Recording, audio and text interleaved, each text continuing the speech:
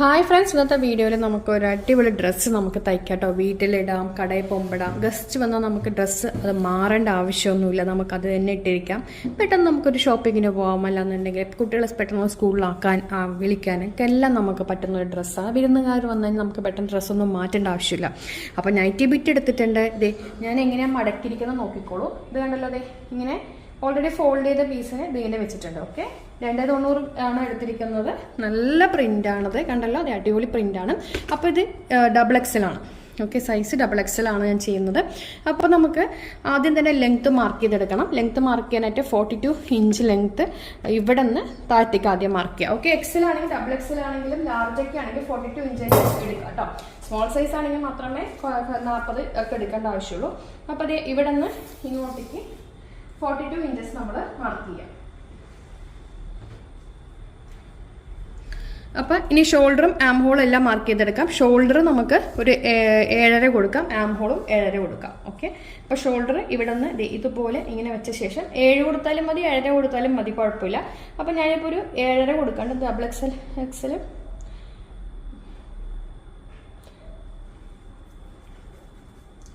കൊടുക്കണം. എൻ്റെ ഷോൾഡർ ആം ഹോള് 7 കൊടുത്താൽ മതി കേട്ടോ.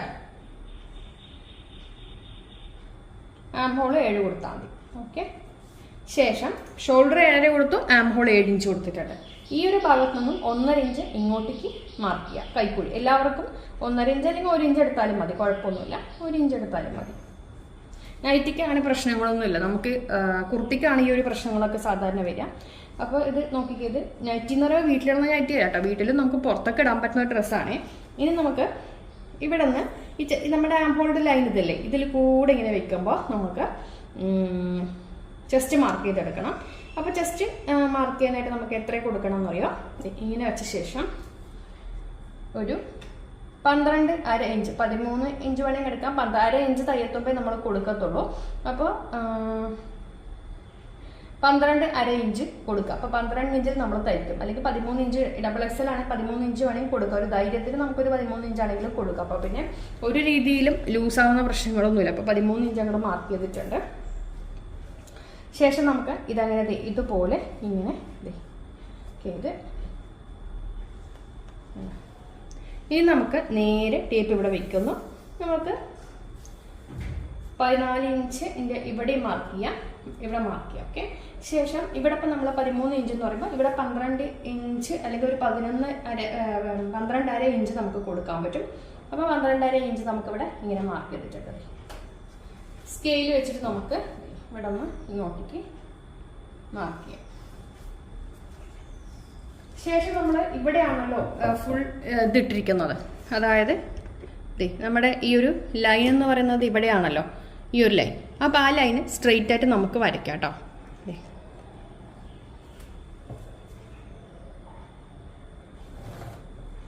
എന്നിട്ട് ഒരു 3 ഇഞ്ച് കയറ്റി കട്ട് ചെയ്യണേ. ഒരു 3 ഇഞ്ചെങ്കിലും കയറ്റി കട്ട് ചെയ്യണം. നമ്മൾ ചരിച്ചെടുക്കണം. ഇവിടെ നിന്ന് ഇങ്ങോട്ടേക്ക് തുണിയുടെ എൻഡ് വശത്തേക്ക് ഇങ്ങനെ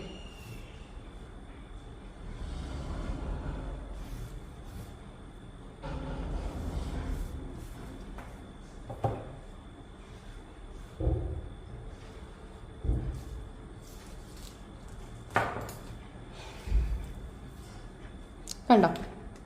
അപ്പോൾ നമുക്കിതങ്ങ് കട്ട് ചെയ്തെടുക്കാം.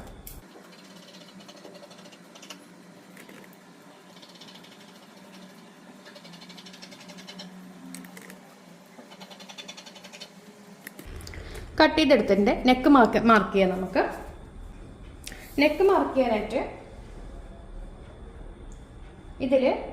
ഇതിപ്പോൾ XXL ആണല്ലോ. അപ്പോൾ നമുക്ക് അത്യാവശ്യം കഴുത്തിന് വൈഡ് വേണം.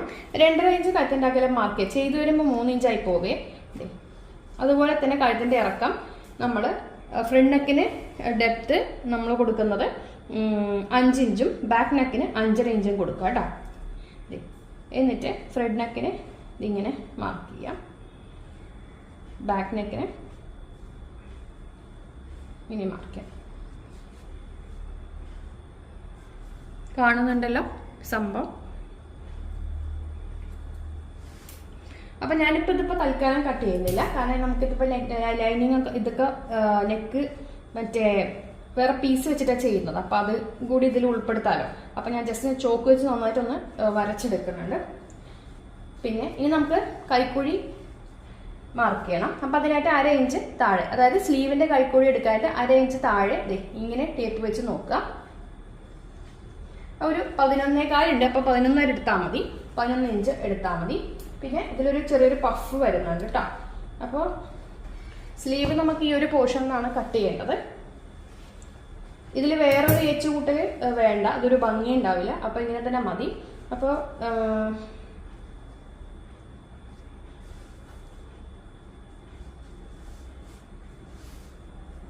ഒരുമിച്ച് വെച്ചെടുത്തിട്ടുണ്ട്. ശേഷം 11 ഇഞ്ച് അല്ലേ വേണ്ടത്. ഇത്രയും വരുന്നുണ്ട്. അപ്പൊ ഇനിയിപ്പോ ഇതിൽ പഫും കൂടി വെക്കുമ്പോഴേക്കും 13 ഇഞ്ച് വരും. പഫ് ചെറിയൊരു പഫ്. അപ്പൊ അതിനൊരു എന്ത് ചെയ്യാന്ന് പറഞ്ഞു കഴിഞ്ഞാൽ ഇതിങ്ങനെ നീണ്ട ഇതായി പോവും, വൃത്തികേടായി പോവും. അപ്പോൾ 6 ഇഞ്ചാണ് നമ്മൾ സാധാരണ സ്ലീവിന്, 6 അല്ലെങ്കിൽ 7 ഇഞ്ച് നമുക്ക് കൊടുക്കാം. ഇവിടെ നിന്ന് ഇങ്ങനെ ആയിട്ട് വരും. അപ്പോൾ ഒരു 6.5 കൊടുക്കുന്നുണ്ട്. അതിങ്ങനെ മാർക്ക് ചെയ്യാം. എന്നിട്ട് ഇവിടെ നിന്ന് ഇങ്ങനെ വെച്ച് വെച്ച് ഒന്ന് ഇങ്ങനെ ചെയ്യാം.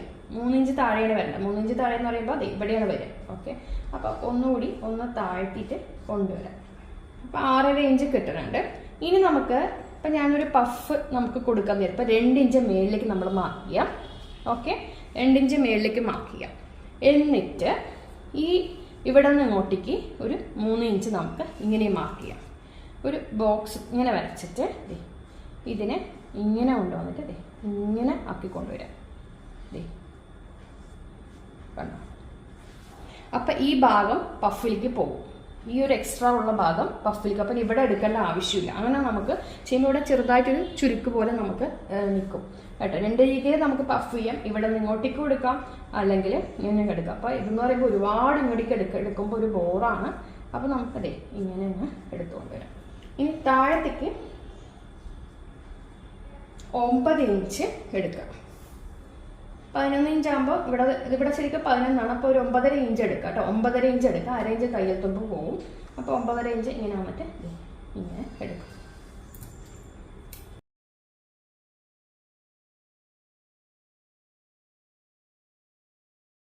പഫ് ഈ ഒരു ഭാഗം അങ്ങനെ പഫിലേക്ക് അങ്ങ് പോകും. ബാക്കിയുള്ള ഭാഗം നോർമൽ സ്ലീവിലേക്ക് വരികയും ചെയ്യും കേട്ടോ.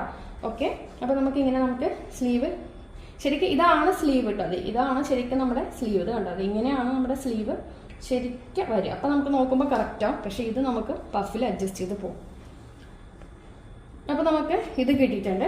ഇനി നമുക്ക് നെക്ക് തയ്ക്കാനായിട്ട് ഇതിലിപ്പോൾ നെക്ക് നമുക്ക് ബാക്ക് നെക്ക് തയ്ക്കാനായിട്ട് ക്രോസ് പീസ് വേണം. അപ്പോൾ ക്രോസ് പീസ് എടുക്കാനായിട്ട് ഇതിൽ നിന്ന് 2 ലെയർ എടുക്കുക. 2 ലെയർ എടുത്ത ശേഷം ഇങ്ങനെ ഒന്ന് കട്ട് ചെയ്തെടുക്കുക. കണ്ടോ, ചരിച്ച് കട്ട് ചെയ്യുക. ഒരു 1.5 ഇഞ്ച് വീതിക്ക് 2 പീസ് കട്ട് ചെയ്ത്. ഇപ്പോൾ ഓൾറെഡി ഇത് 2 ലെയറാണ്. അപ്പോൾ 2 പീസ് കട്ട് ചെയ്തെടുക്കുമ്പോൾ ബാക്ക് നെക്ക് ചെയ്യാനായിട്ട് നമുക്കാവും. ഫ്രണ്ട് നെക്കിന് ഡിസൈൻ നെക്കാണ് കൊടുക്കുന്നത്. ഓക്കെ, അപ്പോൾ ഇതെന്തിനാണ്? ഇത് നമുക്ക് ബാക്ക് നെക്കിന് നെക്ക് ചെയ്യാനായിട്ട്. അത് നമുക്ക്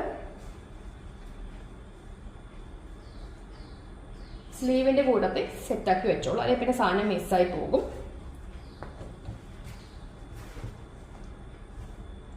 ഇനി നമുക്കിതിൽ ബാക്കിയുള്ളത് ഈ ഒരു ഭാഗം നമ്മളിങ്ങനെ കട്ട് ചെയ്തിട്ട് ബാക്കി ഉണ്ടല്ലോ, ആ ടോപ്പിൻ്റെ ഭാഗം, അവിടെ നമുക്ക് പ്ലീറ്റ് എടുക്കാനുള്ള തുണി കട്ട് ചെയ്യാം.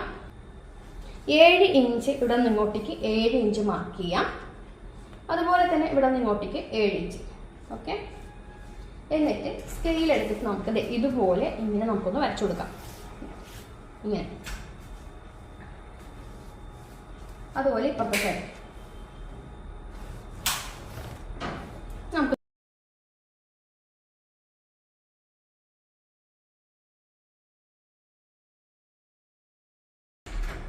നമ്മൾ കട്ട് ചെയ്തതിൽ ഇതിൽ 2 ലെയർ ഉണ്ട്, ഇവിടെയും 2 ലെയർ ഉണ്ട്. അപ്പോൾ അത് നമുക്കിത് കിട്ടിയിട്ടുണ്ട്. അപ്പോൾ ഇതിൻ്റെ കട്ടിങ് നമുക്ക് മെയിനായിട്ട് തന്നു.